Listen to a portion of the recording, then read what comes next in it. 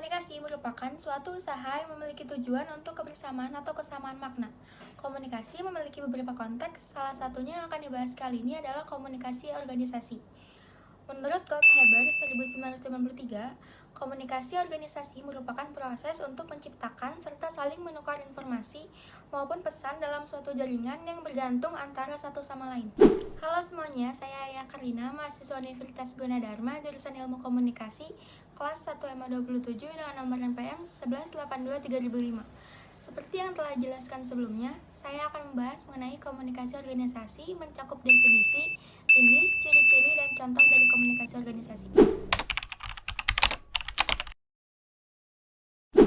Dikutip dari buku Ilmu Komunikasi, suatu pengantar yang ditulis oleh Deddy Mulyana, komunikasi organisasi adalah komunikasi yang terjadi dalam suatu organisasi, bersifat formal dan juga informal, dan berlangsung dalam jaringan yang lebih besar daripada komunikasi kelompok.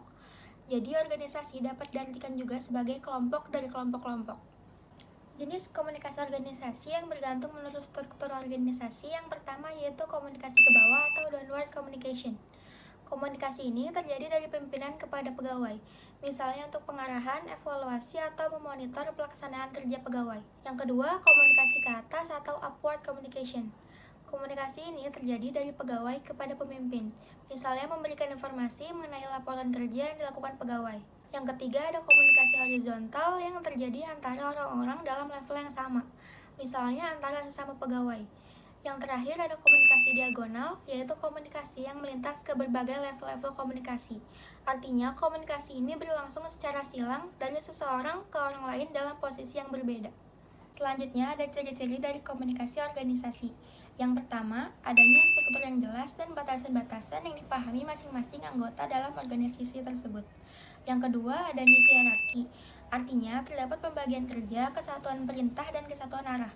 Misalnya, di dalam suatu organisasi pasti ada ketua, dilengkapi dengan divisi A, B, dan C, serta beberapa anggota lainnya yang memiliki tugas dan tanggung jawab masing-masing sesuai dengan pembagian kerjanya.